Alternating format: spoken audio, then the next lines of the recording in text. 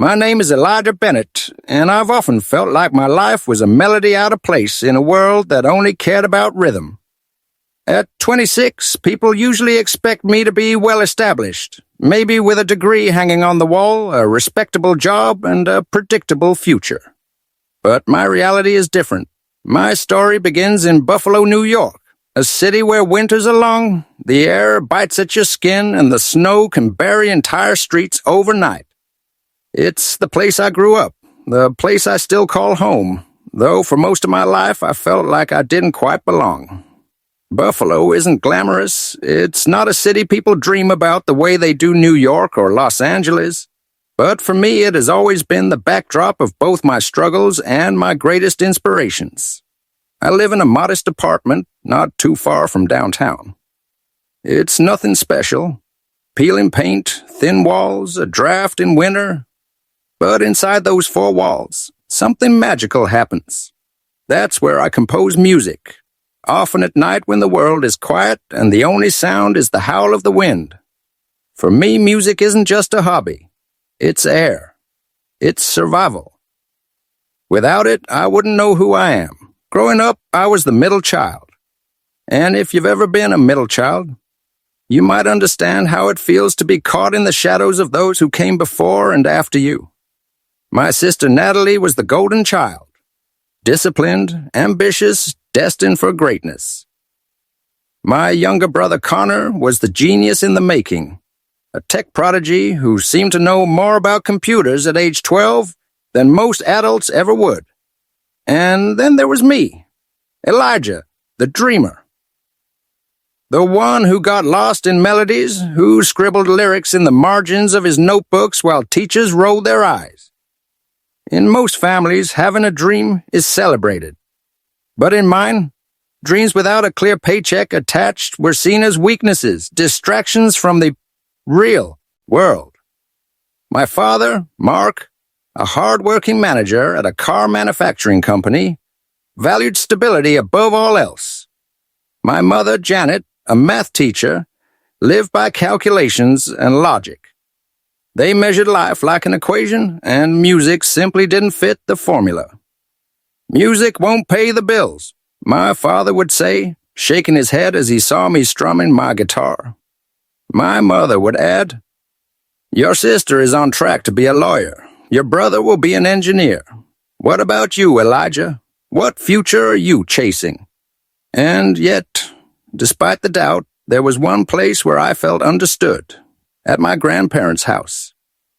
My grandfather, Raymond, wasn't famous, but he had been a saxophone player in his youth, performing in smoky jazz clubs in Manhattan before settling down in Buffalo. He was the one who first placed a guitar in my hands, igniting a spark that never faded. He would tell me stories about those jazz nights, about how music could move people in ways that words never could. My grandmother, Barbara, wasn't as vocal, but she supported me with quiet warmth, always reminding me, "Follow what your heart tells you, Eli." That was my world.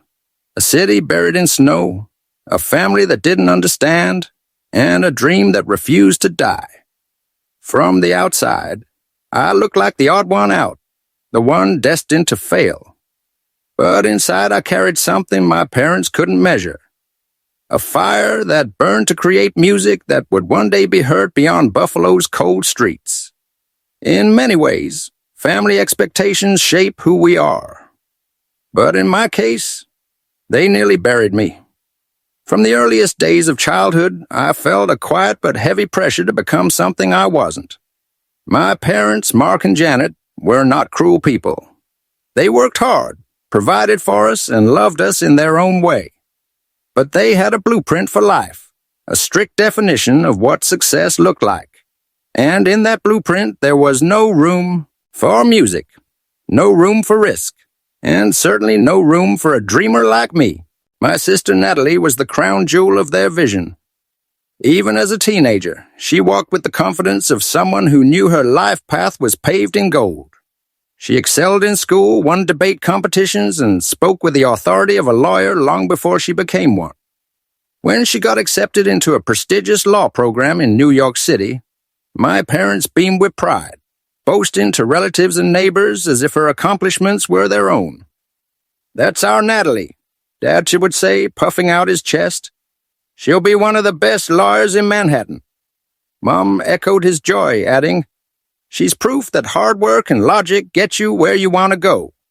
Then there was my brother, Connor, 2 years younger than me, but already years ahead in my parents' eyes. He was the tech whiz, the boy who could take apart a computer and put it back together at 14. My parents invested in him early, buying coding classes, laptops, and everything he needed to hone his skills. They spoke of his future like it was already written. "Connor will be an engineer, maybe even a leader in the tech world. He's brilliant." And then there was me, Elijah, the middle child, the one who filled notebooks with song lyrics, who stayed up late experimenting with melodies on the piano, who wandered off into the world of music instead of sticking to textbooks. While Natalie and Connor earned praise, I earned sighs. Every time I picked up my guitar, I could feel Dad's disapproval in the room like a storm cloud forming. "Eli," he'd say, "you can play after you've finished studying. You don't want to waste your life?" Mom's words cut even deeper. "Why can't you be more like Natalie or Connor? They know where they're going. You're lost in a dream." To them, music was a pastime at best, a distraction at worst. They didn't see the hours of work, the sleepless nights, or the way I poured my soul into each note. They only saw a future without stability, and that frightened them. But to me, music wasn't just a dream. It was the only place where I felt alive, where the world's noise quieted, and I could finally hear myself. I still remember one family dinner when I was 17. Snowflakes tapped against the window, and we sat around the table eating Mom's roast and mashed potatoes. Natalie, home from college, proudly announced that she had landed an internship at a Manhattan law firm. Dad practically glowed with pride. "That's my girl," he said, patting her shoulder. "A secure future." Connor then shared details about a robotics project he was working on. Mom smiled so brightly at him it was like he'd already changed the world. Then it was my turn.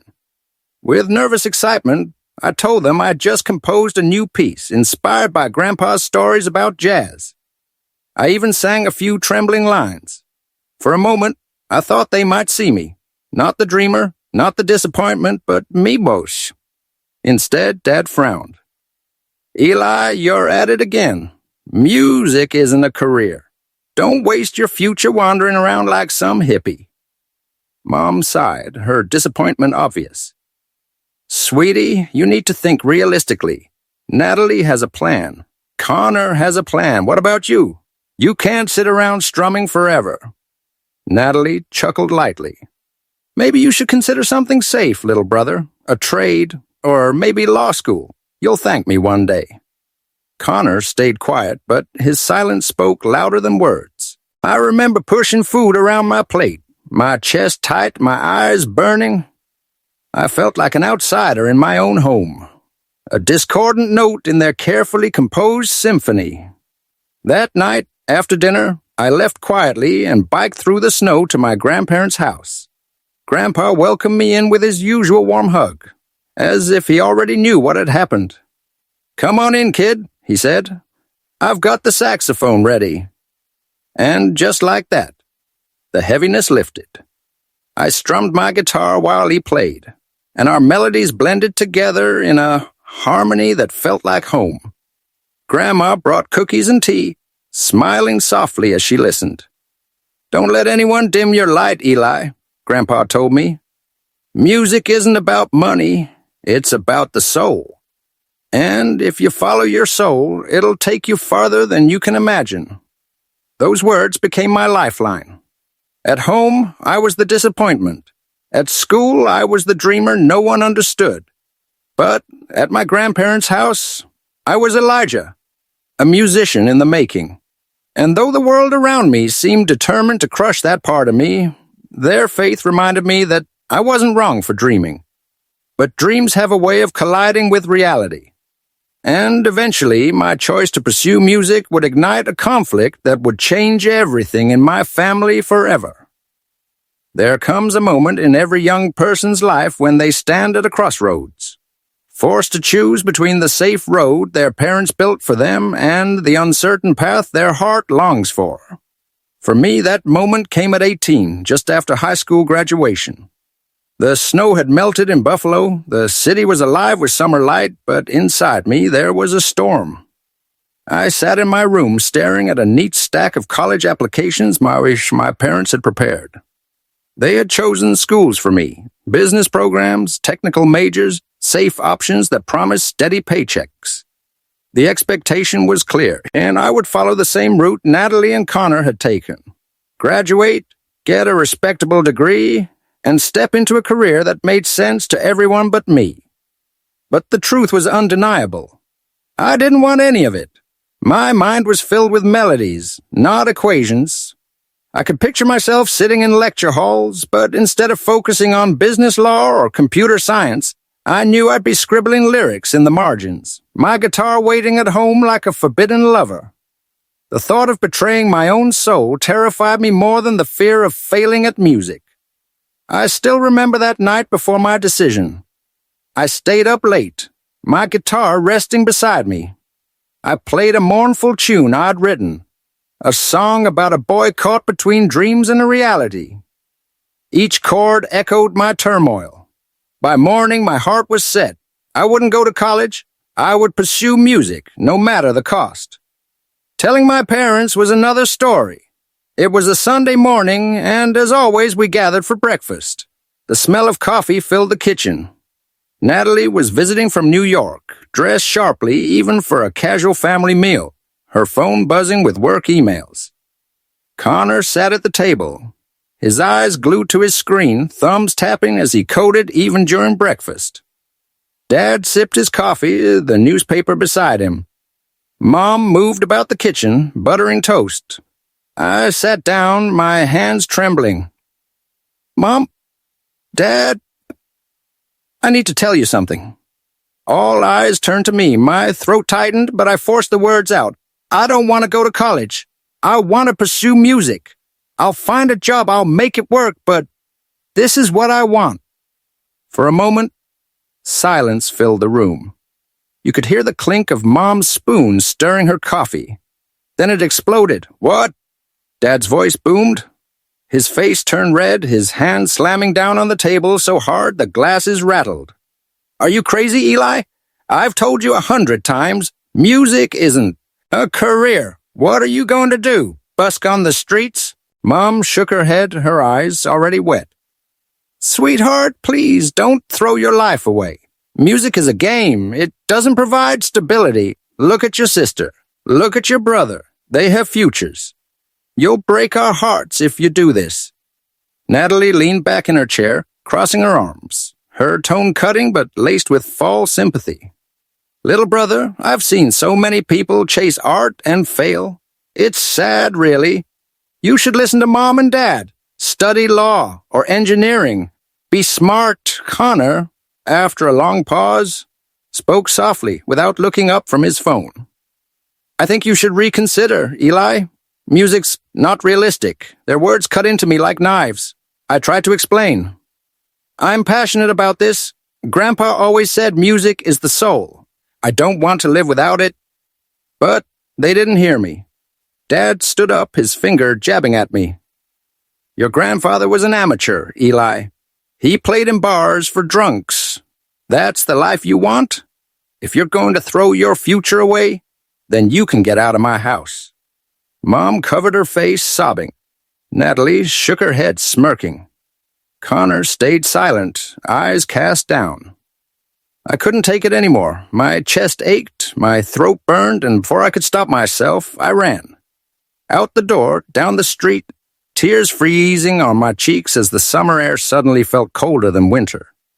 I pedaled my bike as hard as I could until I reached the only place I felt safe, my grandparents' house. Grandpa opened the door, his face softening when he saw me. He didn't need to ask. He could read it in my eyes. I broke down, telling him everything. He listened quietly, then smiled in that gentle, knowing way of his. Eli, you made the right choice. Music isn't an easy path, but it's the only one that will keep your soul alive. Stay determined. Don't let anyone scare you away from your dream. I believe in you. Grandma wrapped me in her arms, sparing. I'm praying for you, my boy. That night, in their warm living room, Grandpa picked up his saxophone and handed me my guitar. Together, we played. Our music filled the house, drowning out the echoes of my parents' harsh words. In that moment, I knew, no matter how hard it got, I had chosen my path. The first taste of independence always feels intoxicating. The freedom to live on your own terms, to make choices without anyone looking over your shoulder. But for me, independence was less like freedom and more like standing in the middle of a storm without shelter. At 18, I packed what little I owned into 2 bags and left my parents' house behind. I rented a small, drafty apartment in the Buffalo suburbs. The walls were thin, the carpet was worn, and the pipes groaned in the winter. But it was mine. For the first time, I could wake up with my guitar by my side and no one telling me to put it down. I thought that would be enough. It wasn't. Reality hit harder than I ever imagined. Rent was due every month, groceries were expensive, and music, the thing I loved most, didn't pay the bills. So I took the only job I could find quickly, waiting tables at a greasy fast food joint. My days blurred into long hours of carrying trays, scrubbing tables, and forcing a smile for impatient customers. The smell of grease clung to my clothes no matter how many times I washed them. My hands ached, my feet blistered, and by the time I trudged home, exhaustion weighed me down like chains. But the nights were different. That was when I came alive. I'd light a dim lamp, sit with my guitar or a borrowed keyboard, and pour everything into my music. Melodies spilled out of me like confessions, each note carrying the weight of the day's struggle. I wrote songs about loneliness, about buffalo snow, about dreams that refused to die even when the world mocked them. Still, those first 2 years were brutal. There were nights I cried quietly, wondering if I'd made the biggest mistake of my life. Nights when I opened my fridge and found only instant noodles and tap water. Nights when I stared at rejection emails from small competitions or bars that didn't want to book me. Once I sent a song to a local contest, hoping it might at least get noticed. It didn't even make it past the first round. I remember sitting in the dark, guitar across my lap, whispering to myself, why am I doing this? Why not just quit? As if on cue, the phone would ring. Mom checking in, not with encouragement, but with constant reminders of my mistake. Eli, how are you living? Are you eating properly? Why don't you just come back and go to college? Music won't carry you anywhere. Dad's calls were harsher. You think you're special? Look at Natalie, law degree, prestigious job, look at Connor, already working with software firms. And you? You're a waiter. Do you know how embarrassing that is for me? Even Natalie chimed in, texting me offers of money followed by condescending advice. Rethink your life, little brother. You're making Mom and Dad worry. Connor's words hurt the most, though. He wasn't cruel, but his comparisons stung. I just finished a big coding project, Eli. You doing okay? Why not learn to code? It's safer. Every call left me hollow. Every conversation felt like a battle where I fought to defend my choices but never won. After I hung up, the silence in my apartment would feel heavier than ever. But even in those moments, I couldn't bring myself to give up, because I wasn't truly alone. Whenever I felt like the world was closing in, I biked to my grandparents' house. They were my sanctuary. Grandpa always greeted me with that same unshakable faith. Don't let their fear become yours, Eli. They love you, but they don't understand. You'll prove them wrong one day. Grandma quietly slipped me food, sometimes even money, always smiling as if she knew I'd find my way. Those evenings in their cozy living room kept me alive. Grandpa and I would play together, him on the saxophone, me on my guitar. The music wrapped around us like a shield against the world. It reminded me why I'd chosen this path in the first place. Even when my confidence cracked, even when doubt clawed at me, those nights lit a fire inside me that refused to go out. Still, the struggle carved deep scars. 2 years passed in that rhythm, grueling work by day, fragile hope by night, endless criticism in between. My parents believed I was wasting my life. My sister and brother pitied me, and I began to wonder if maybe they were right. But every time I stood on the edge of surrender, I remembered Grandpa's words. Music is the soul. If you follow it, it will take you farther than anyone expects. Clung to that promise like a lifeline. What I didn't know then was that life was about to test me even harder, in a way that would break me, then remake me. The turning points in life often come disguised as heartbreak. For me, it came on a bitter winter morning when the phone rang and my world shattered. I had just finished wiping down tables at the diner where I worked. The smell of grease clung to my skin, and exhaustion made my steps heavy. Then my phone buzzed. It was Grandma. Her voice shook, frail and urgent. "Eli, come to the hospital. It's your grandfather. He had a heart attack." The world stopped. My apron fell from my hands as I bolted out the door. I didn't even ask for leave. Nothing mattered. On the bus ride there, tears blurred my vision. I whispered prayers, bargaining with fate. "Please, let him be okay. I still need him. Don't take him from me." But when I reached the hospital, the look on Grandma's face told me everything before the doctor even spoke. Pale, trembling, eyes red from crying. My parents were there too. Their expressions grim but distant. When the doctor emerged and shook his head, it felt like someone had ripped the ground out from under me. Grandpa was gone. The man who had placed a guitar in my hands. The one who told me music was my soul.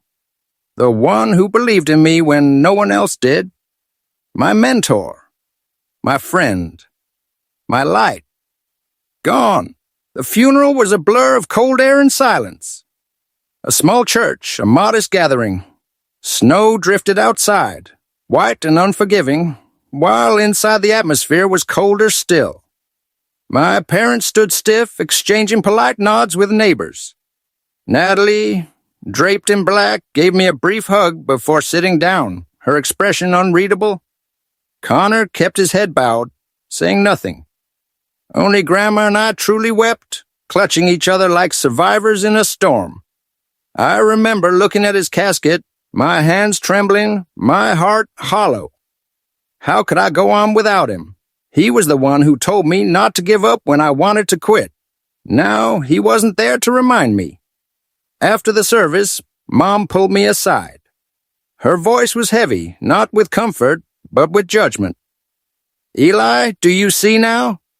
Your grandfather spent his whole life with music. And what did it get him? No fame, no money, just nights in smoky bars. Don't repeat his mistake." Her words cut deep. Even in death, they couldn't honor him. Or me. I wanted to scream, to tell her she was wrong, to tell her that music had given Grandpa a life filled with passion, even if it wasn't glamorous. But instead, I walked away, my chest tight, fighting back tears. In the days that followed, I sank into darkness. I skipped shifts at the diner, ignored my phone, and sat in my dim apartment staring at my guitar. Dust gathered on the strings as I wondered if music had abandoned me too. Nights were the worst.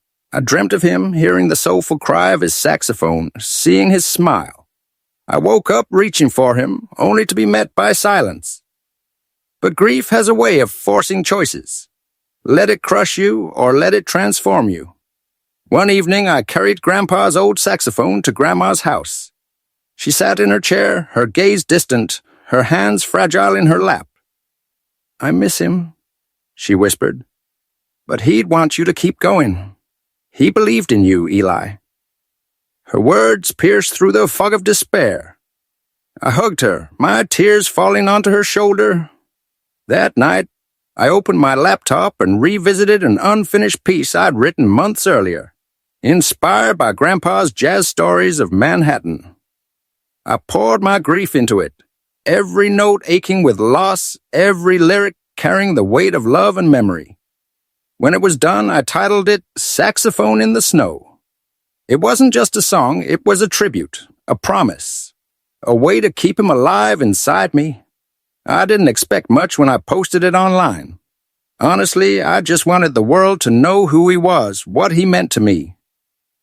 I thought maybe a few people would hear it and feel the love I had poured into it, but fate had other plans. In the weeks to come, that song would become the spark that changed my life forever. When I uploaded "Saxophone in the Snow" to my small social media page, I didn't think twice about it. It was just a song for Grandpa. A way to process the grief that gnawed at me. A way to keep him alive in my heart. I hit post, closed the laptop, and didn't expect much. For the first few days, nothing happened. A handful of likes, a few comments from distant acquaintances, but then something strange began. A notification here, another there. Shares, reposts, strangers leaving heartfelt words. This touched my heart. I cried listening to this. I lost my grandfather too, thank you. By the end of the week, there were thousands of shares. By the end of the month, hundreds of thousands. The song spread like wildfire, reaching people I'd never met, people far beyond Buffalo. One morning, I opened my phone and saw the number of streams had climbed into the millions. I sat in stunned silence, staring at the glowing screen, my heart racing. Was this real? Could a song written in the depths of my grief really touch so many lives? That's when the calls began. The first was from an indie singer in New York, her voice brimming with excitement. "Elijah Bennett, I heard Saxophone in the Snow. I want to buy the rights to record it. Name your price." I almost dropped my phone. Name my price? She offered me more money than I'd seen in a year of waiting tables. Enough to cover my rent, my bills, and still have room left over. I agreed, hardly believing it, but it didn't stop there. Soon, another call came, then another. A small record label wanted me to write a custom piece. A film director asked if I could compose for his indie project. Within months, opportunities poured in faster than I could process. My inbox, once filled with rejections, now overflowed with contracts, requests, and collaborations. I could hardly keep up. By day, I still worked at the diner, scrubbing floors, taking orders, smiling through fatigue. By night, I became someone else entirely, a songwriter whose music was spreading across the country. Each deal I signed, each song I sold was like another brick in the foundation of a career I had once thought impossible. But here's the twist. I didn't tell my family.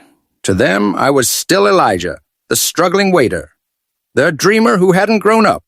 They had no idea that behind the scenes, I was building something remarkable. That secret wasn't born from spite. It was survival. I knew that if I told them, they'd dismiss it, mock it, or twist out. I'll shed into another criticism. So I kept it to myself. I remember one evening Mom called, her voice lined with worry. "Eli, sweetheart, are you eating? Are you thinking about going back to school? Don't waste your life on music." I bit back a smile. She didn't know that just hours earlier I'd signed a contract worth more than her yearly salary. "I'm fine, Mom," I said softly, letting her believe I was still scraping by. Dad was harsher. "You think you're special? Look at Natalie, look at Connor. And you? Still waiting tables? It's embarrassing." I let him say it. I didn't fight back. Instead, I tucked the sting of his words into my heart and turned it into fuel for the next song. The irony was almost cruel. Sometimes I'd hear one of my own songs on the radio, playing while Dad drove, or humming on Mom's lips as she cooked, and they didn't even know it was mine. They thought I was invisible, but I was everywhere. It wasn't fame that mattered to me, though. It was proof. Proof that Grandpa was right. Proof that my passion wasn't foolish. Proof that all those sleepless nights had not been wasted. The royalties began to grow. First hundreds, then thousands, then tens of thousands. I paid off debts. I upgraded my equipment. I started to dream bigger. Not of fame or glory, but of security. Of the chance to build something lasting. The success of Saxophone in the Snow opened a door I never expected. Behind it lay a future that was brighter than anything I could have imagined. Yet I kept walking quietly, deliberately, holding my secret close. Because I knew the story wasn't just about me anymore. It was about Grandma, who had started to forget things, whose mind sometimes drifted away like a record skipping on a turntable. And in the back of my heart, I felt the weight of another promise forming. To take care of her the way she and Grandpa had taken care of me. But that would come later. For now, I was still learning what it meant to turn grief into art. And art into the first real success of my life. As the months rolled on, my song spread further than I ever dreamed possible. But while the world was starting to know my music, my family still thought I was a broke waiter chasing pipe dreams. That divide between who I was in their eyes and who I was becoming in reality became a life of two faces, the ticket, two names even. That's when I made the decision to create a pseudonym, E.B. Snow. The initials came from my own name, Elijah Bennett, and Snow was for Buffalo, and for the endless winters, for the blizzards that had both buried me and shaped me. And maybe, deep down, it was for Grandpa too. Saxophone in the Snow had been the song that changed everything. It felt right that my new identity should honor it. Under the name E.B. Snow, I was no longer just Elijah, the struggling kid with a guitar. I was a composer whose songs were being recorded by artists in Nashville, Los Angeles, and New York. My music started slipping into commercials, indie films, and eventually even onto the Billboard charts. One song barely cracked the Hot 100, but to me it felt like climbing Mount Everest. The money grew steadily. Royalties came in waves, and I learned quickly how to negotiate, how to protect my rights, how to invest. No one taught me. I figured it out through trial, error, and sleepless nights reading contract fine print. I wasn't rich overnight, but slowly, my bank account began to swell from 3 digits to 4, then 5. Then 6. By the time I was 26, my net worth had crossed $25 million. And still my family thought I was living paycheck to paycheck. At first, I wondered if I should tell them. After all, wouldn't they be proud if they knew? But then I remembered every word of mockery, every time they told me I'd fail, every time they dismissed music as just a hobby. I realized that if I told them now, they wouldn't understand. They'd only twist it, call it luck, or worse, accuse me of lying, so I stayed silent. I kept my life simple. I stayed in my old Buffalo apartment, still drove my beat-up pickup truck, still ate instant noodles on nights I didn't feel like cooking. It wasn't that I couldn't afford more. It was that I didn't need to prove myself with things. The only person I wanted to prove myself to was gone. And the only one who still mattered was slowly slipping away, Grandma. She was the only one I shared the truth with. Whenever I visited her, I told her about the contracts, the offers, the awards. I'd bring her flowers, pastries, sometimes old jazz records that reminded her of Grandpa. She'd sit in her chair, listening with her warm smile and say, "Eli, your grandfather would be so proud." Sometimes, though, her memory would flicker. She'd call me Raymond by mistake, or ask me questions I'd already answered minutes earlier. That's when the reality hit me some. She was beginning to fade.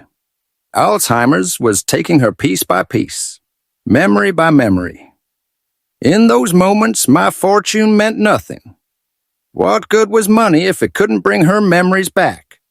What good were millions if I couldn't keep her from forgetting me, from forgetting herself.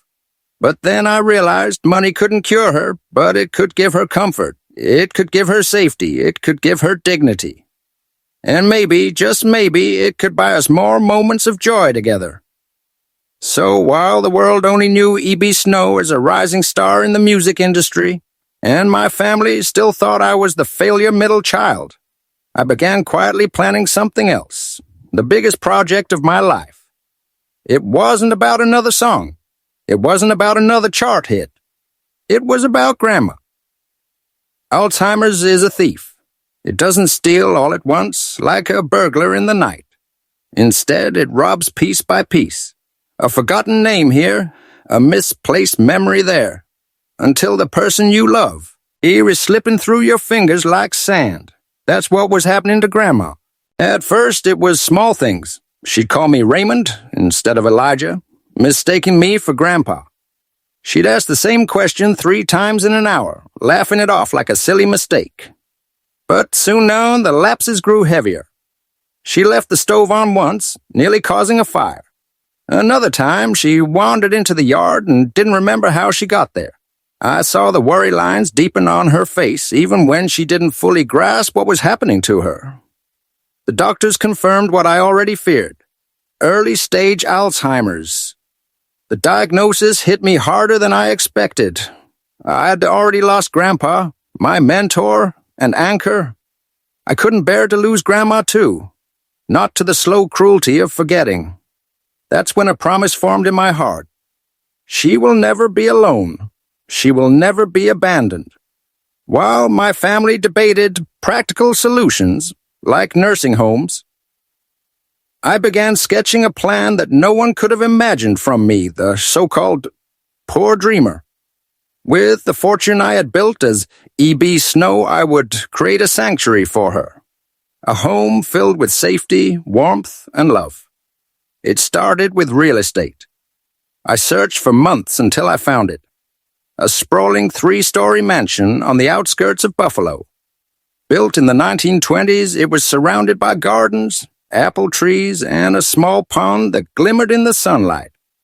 The moment I stepped onto the property, I pictured Grandma there, sitting by the windows, smelling apple blossoms, listening to jazz records as if Grandpa were still with us. I bought it immediately. Then came the renovation. I hired some of the best architects in New York, giving them one instruction: build a home worthy of her. Her bedroom would have wide windows overlooking the garden. An elevator would ensure she'd never need to struggle with stairs. The bathrooms were fitted with safety rails, the hallways widened for easy navigation, every corner designed with her comfort in mind. And of course, I built a music room, soundproofed, filled with records, instruments, and a state-of-the-art system so she could sit in her chair and let Miles Davis or Ella Fitzgerald rap her in music again. But I didn't stop there. I remembered something from years earlier, my 22nd birthday, when I treated myself to a helicopter ride over Buffalo. That moment had sparked melodies inside me, opening my mind in ways I'd never felt before. Later, a doctor told me that experiences like scenic flights could stimulate memory in Alzheimer's patients, helping them recall fragments of their past. The idea struck me like lightning. I would buy a helicopter, not just for myself, but for Grandma. So I did, a sleek black Bell 407, large enough for me, her, and a nurse. I hired a professional pilot for safety and began training myself in basic aviation, just so I could sit beside her with confidence. I pictured her looking down at Buffalo, pointing at rivers, fields, or the little house where Grandpa once proposed. Even if her memory failed her, maybe those moments could bring her a spark of joy, even for just a heartbeat. I also assembled a team. A nurse with decades of experience caring for Alzheimer's patients. A chef who specialized in the home-style meals Grandma loved. Apple pie, hearty soups, dish that carried the flavors of her youth. 2 security guards to ensure safety and privacy. A housekeeper to keep everything running smoothly. Wouldn't just be a mansion, it would be a haven. And I kept all of it a secret, not from Grandma, though I didn't reveal the full surprise yet. But from the rest of my family, they didn't need to know. They would laugh, dismiss, or sabotage it, just as they always had with my dreams. No, this gift wasn't for them. It was for Grandmama alone, the only person who had believed in me from the beginning. Every night after composing, I sat with blueprints of the house, imagining her walking its halls, smiling as she touched Grandpa's saxophone I planned to display in the music room. I wrote a new song during that time, one just for her, titled Sky for Grandma. A gentle melody, soft as clouds, hopeful as sunlight. I wanted her to hear it as we soared above the city, hand in hand, looking down on the world together. Time, however, wasn't on our side. Each visit reminded me of her decline. Her distant eyes, her moments of confusion, her trembling hands. Every time she asked, "Eli? Or is it Raymond?" my heart ached. But I smiled through it, promising her that soon she would see something incredible. The mansion was nearly complete. The helicopter was ready at a nearby airfield. The staff was waiting.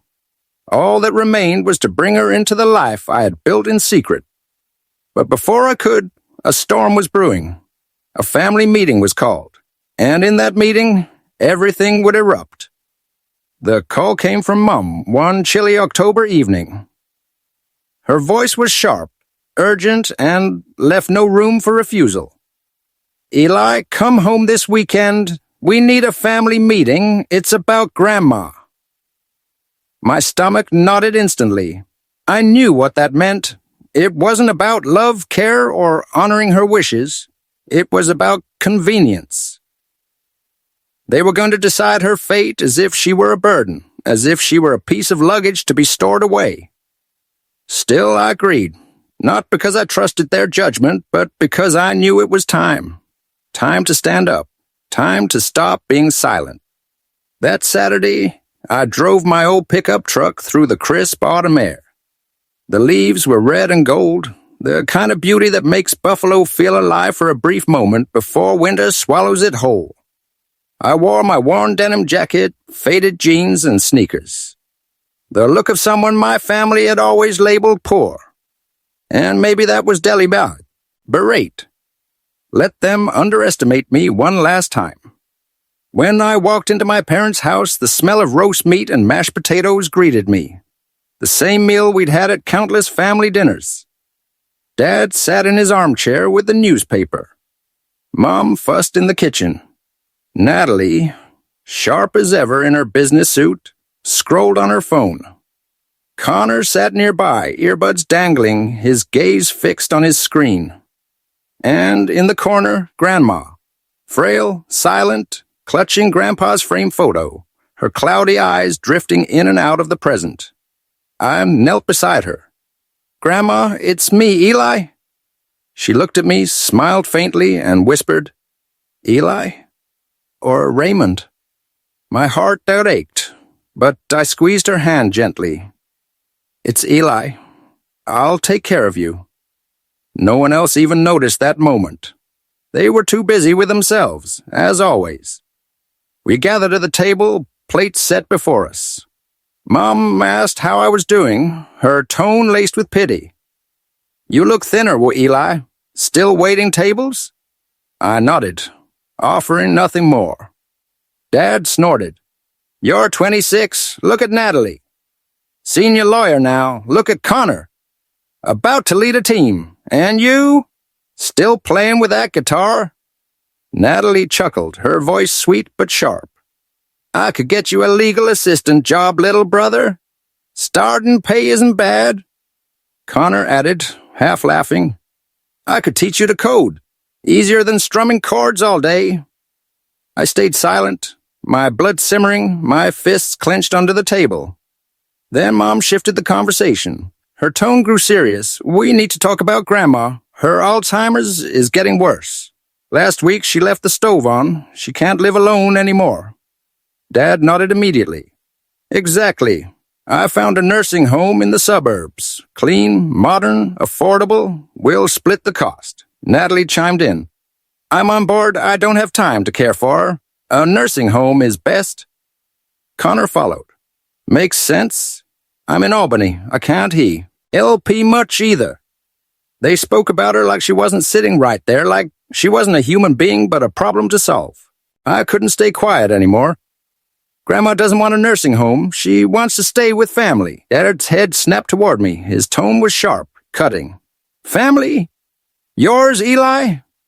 You can barely take care of yourself. How could you care for her? What do you live on? Waiter tips? Natalie laughed lightly, covering her mouth. Oh, Eli, be serious. Taking care of her costs money and time. What do you have besides that guitar? Even Connor, softer than the others, shook his head. You love her, Eli, I know, but you can't handle this. It's too much for you. Mom sighed, her eyes damp. Sweetheart, I know you mean well, but it's impossible. Caring for her is a burden. Leave it to professionals. Their words sliced into me, deeper than they knew. But worse than their insults was their coldness toward Grandma. She sat trembling, ignored, as if invisible. I looked at her, then at them, and something inside me hardened. No, I said firmly. I'll take care of Grandma. The room froze. Silence hung thick. Then Dad burst out laughing, shaking his head. Don't make me laugh, Eli. You can't even manage yourself. You can't contribute money, just admit it. We don't need your help. Natalie smirked. Little brother, stop being delusional. You can't even take care of yourself, let alone Grandma. Connor looked at me with pity. Don't do this to yourself, Eli. I stood, my heart pounding but my voice steady. If you won't let me speak, then I'll show you. I pulled out my phone and called Lisa, my assistant. Bring the helicopter to the field near my parents' house. Now. I said it loud enough for everyone to hear. For a moment there was silence. Then laughter erupted. Dad clutched his stomach.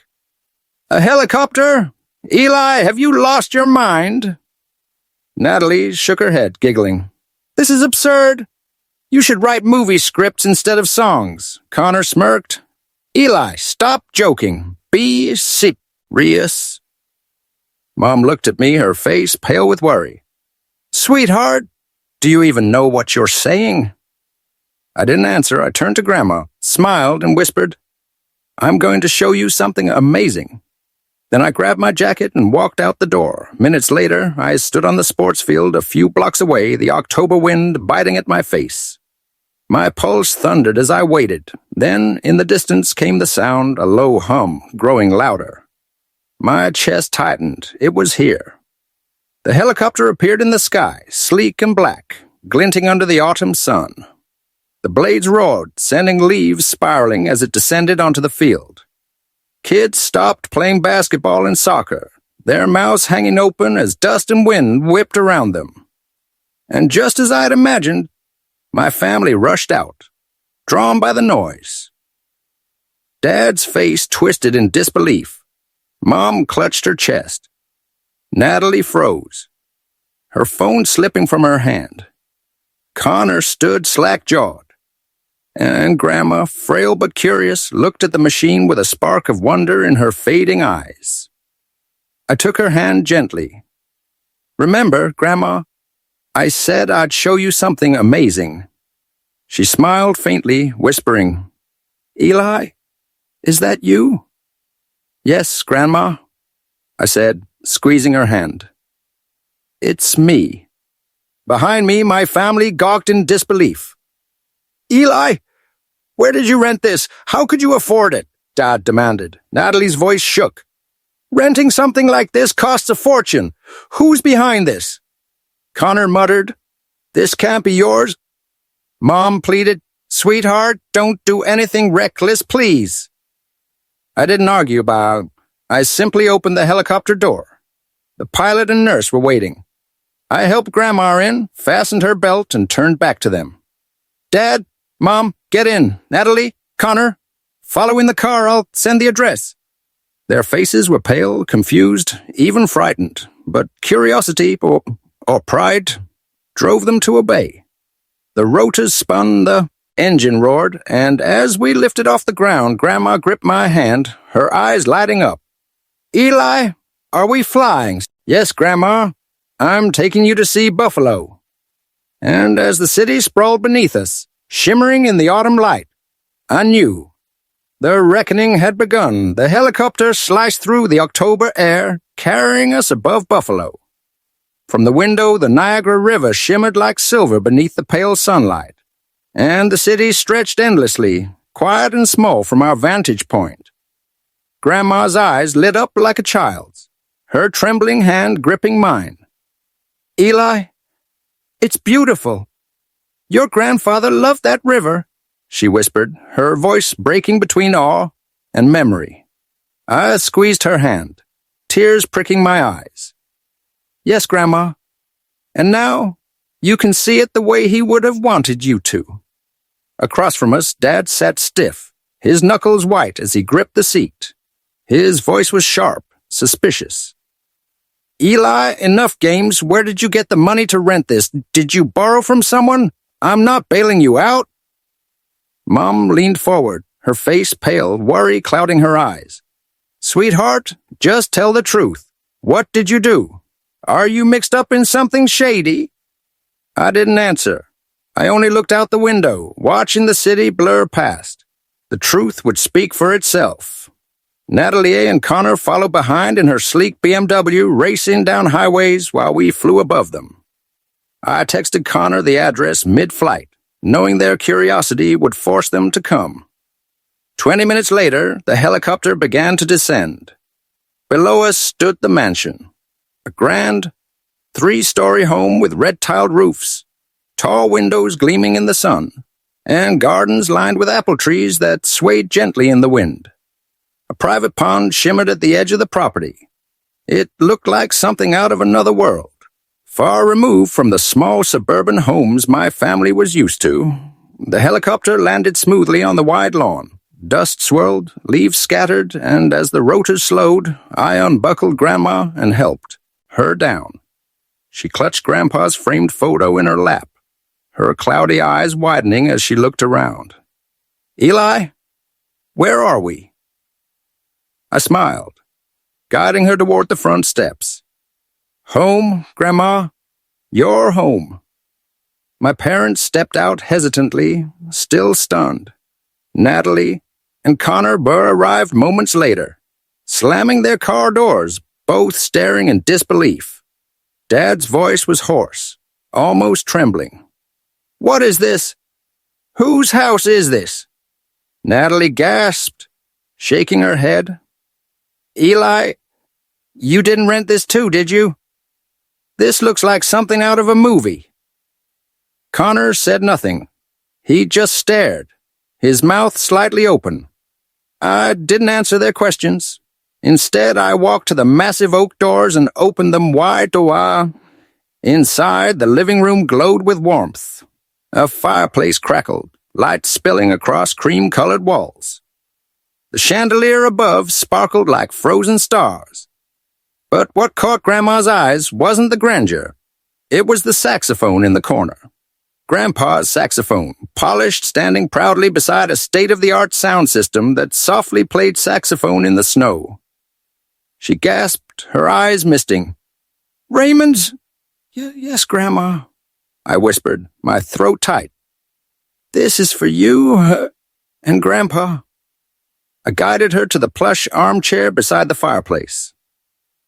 The nurse I had hired was already waiting, along with the chef and housekeeper. They bowed politely. "Welcome, Mr. Bennett. Welcome, Mrs. Bennett." My family froze, looking around in disbelief. Dad's hand shook. Mom clutched her purse. Natalie's lips parted, but no words came. Connor finally broke the silence. "Eli, what is this? How did you do all this?" I motioned for them to sit. We gathered on the leather sofas around the walnut table. Tea and pastries were brought out on silver trays. For a moment, the surreal silence hung thick, only broken by the soft crackle of the fire. Then Dad spoke, his voice quivering but trying to hold authority. Eli, enough. Tell us the truth. Where did this money come from? Did you get into something dangerous? A loan shark? Fraud? Natalie cut in sharply. You need to be honest. Mansions, helicopters? You don't get these without strings attached. Who's behind this? I took a deep breath, steadying myself. For years, I had lived in silence, letting their mockery pass, but this was the moment. The stage was mine. No loan sharks, no fraud, no one else, just me. For the past 6 years, I've been living off music. I write under the name E.B. Snow. Their faces went blank. The song Saxophone in the Snow, you've heard it on the radio. That was mine. It went viral. From there, I signed contracts with singers, bands, and even film studios. My music has played in commercials, in movies, even on the Billboard charts. I have earned over $25 million from royalties and investments. This house, the helicopter, the staff, all of it is mine. And it's for Grandma. To care for her, to give her the life she deserves. Odyssey crushed the room. For once, none of them had a snide remark ready. Dad's jaw dropped. He opened his mouth, but no words came. His face flushed, not with anger this time, but with shame. Mom's eyes filled with tears. She covered her face, sobbing. Oh, Eli, sweetheart, I thought you were struggling. I thought you had no future. I'm so sorry. You've made me so proud. Natalie sank into the sofa, her voice small, stunned. No way. E.B. Snow, is you? I've heard your songs in courtrooms, at events. I've never imagined. Connor stepped forward slowly, his eyes wide. Eli, you really did it? That song, you wrote it? I nodded. Every note. It all started with Grandpa. He believed in me even when no one else did. Dad finally found his voice, but it trembled. Eli, if what you're saying is true, I owe you an apology. I called you a dreamer, a failure. I didn't believe in you. I was wrong. His voice cracked as he bowed his head, something I had never seen before. Mom rushed forward, hugging me tightly, yet her tears soaking my shirt. Forgive us, Eli. We just wanted you safe. But you've built something incredible. You've made us proud. Natalie looked at me, her eyes shining with something I had never seen before. Respect. I judged you wrong, little brother. I thought you'd fail like so many others, but you're extraordinary. Connor's expression shifted from shock to vulnerability. He walked to the saxophone, touching it gently, his voice breaking. Eli, I always wanted to pursue music too. I play guitar, but I was too scared. Scared of them, scared of failing. I chose tech because it was safe, but I'm not happy. I walked over and placed a hand on his shoulder.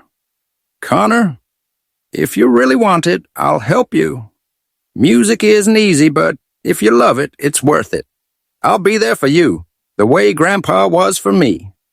For the first time in years, I saw him smile genuinely. His eyes red with emotion. The weight of years lifted from the room. My family, once united in doubt and dismissal, sat quietly now, humbled, ashamed, but also changed. The dreamer they had ridiculed stood before them, no longer the poor son, but the one who had carried forward Grandpa's spirit. And as I looked at Grandmama, smiling faintly as she held Grandpa's photo, I knew this wasn't about proving them wrong. It was about proving him right. The mansion felt different that evening, as if the very walls carried the weight of a family beginning to heal. For the first time in years, we weren't trading barbs or criticisms. We were just talking. After my confession, the staff had set the dining room for dinner. The long walnut table gleamed under candlelight, and a spread of dishes fit for a feast was laid before us. Beef Wellington, lobster salad, creamy mashed potatoes, and, of course, Grandma's favorite, apple pie. The chef had prepared it deliberately, and the moment Grandma tasted it, she smiled for them. instantly. "Like the ones I used to make?" she whispered. I leaned close, whispering back, "I learned from you, Grandma. We ate slowly, not because of the food, but because of the conversation. For the first time in my life, my family actually listened. I shared stories they'd never heard, the sleepless nights composing in my tiny apartment, the rejection letters that crushed me, the nights I cried thinking I'd made a mistake, the phone calls that had left me doubting myself. I told them about the moments when only Grandpa's words kept me from giving up. They sat in silence, their eyes shifting from shame to empathy. Mom reached across the table, touching my hand softly. "Eli, I had no idea. I thought you were just being stubborn. I didn't know how much you were hurting." Dad cleared his throat, his voice low, almost breaking. "I only knew one way to raise you kids. Stability, security. I thought pushing you would protect you, but I see now. I pushed you away instead, and you still found your way. You've become a man, Eli. A better one than I gave you credit for." Natalie, always sharp-tongued, spoke softer than I'd ever heard. "I judged you harshly. I thought you were wasting your life, but hearing your journey, I realize you're stronger than I've ever been. I have success, yes, but I don't have passion. You have both." Connor, sitting quietly for most of the meal, finally spoke up. His hands fidgeted under the table before he lifted his eyes to meet mine. "Eli, I meant what I said earlier. I've always wanted to write music, too. I play guitar when no one's around. I even have a notebook full of lyrics I never showed anyone. I was terrified Mom and Dad would laugh at me the way they did at you." I smiled, my chest warming as I reached across to him. "Then don't hide it anymore. If you love it, pursue it. I'll help you, Connor. Grandpa believed in me, and now it's my turn to believe in you." His lips trembled into a smile, his eyes glassy. For the first time, I didn't see him as the sop, Bling who outshone me. I saw him as someone who had been trapped just like me. Only he'd chosen silence instead of defiance. That night, the air around us shifted. The mansion wasn't just a house anymore. It became a place where old wounds began to close, where forgiveness replaced ridicule, and where bonds, once fragile, began to strengthen. When dinner ended, Natalie hugged me tightly. "I'm proud of you, little brother."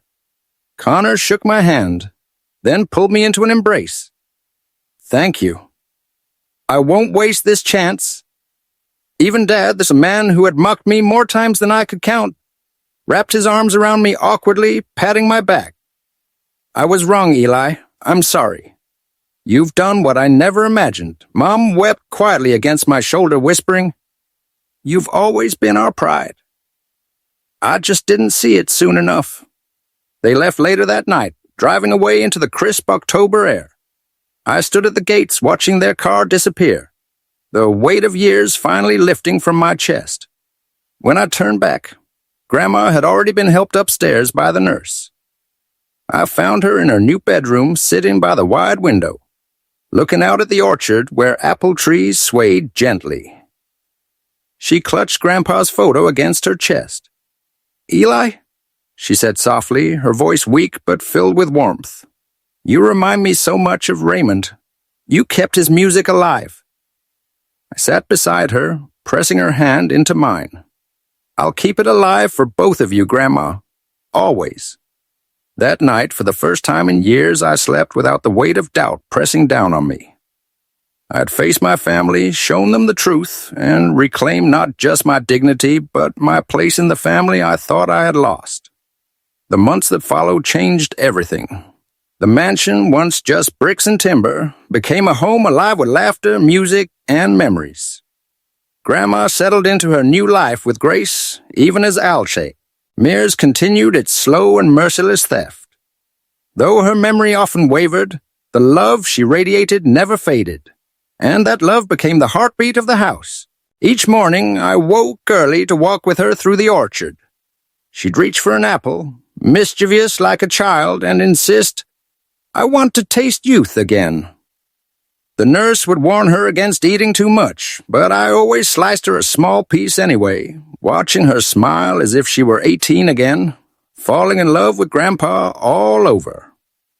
Afternoons were for music. I'd bring her to the music room where Grandpa's saxophone gleamed in the corner.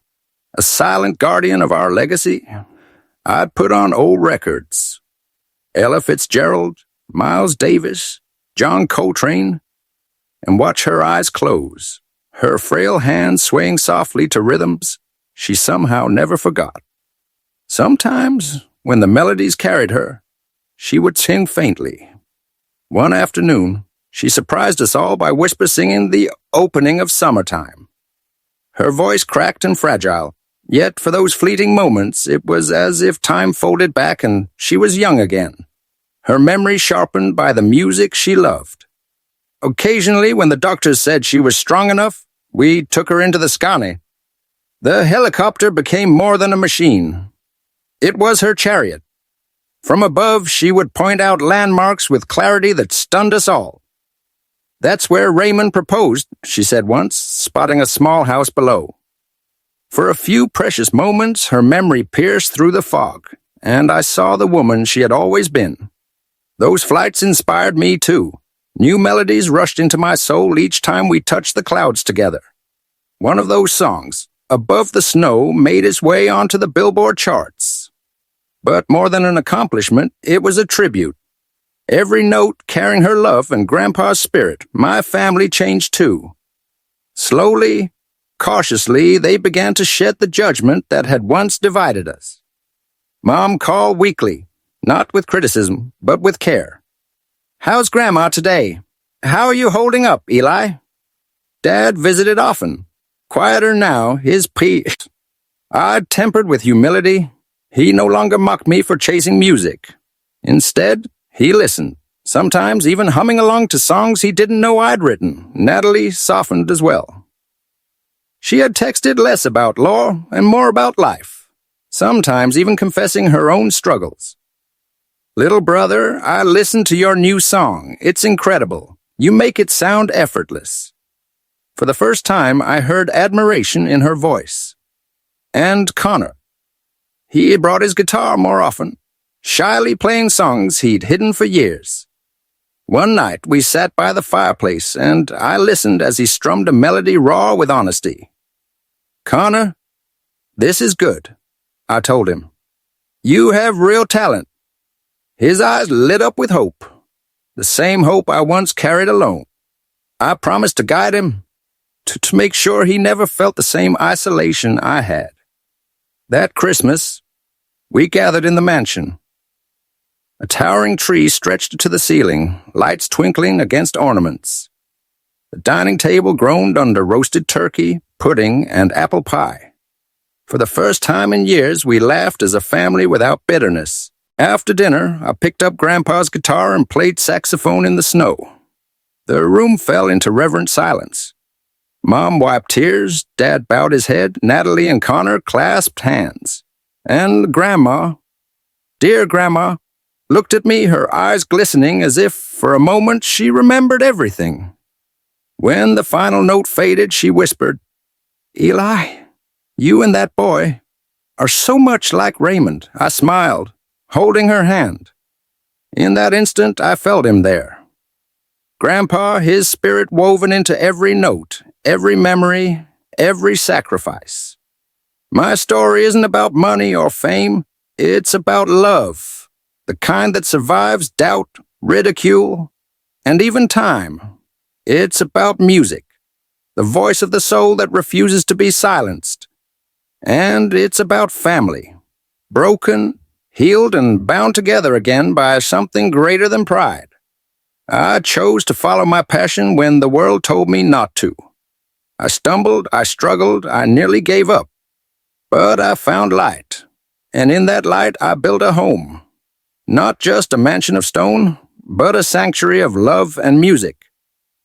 As I look at Grandma, her fragile smile framed by the glow of the fireplace, I know I've lived exactly as Grandpa wanted, with music in my heart, love in my hands, and family by my side. The blizzard of doubt has passed. What remains is warmth, a place called home,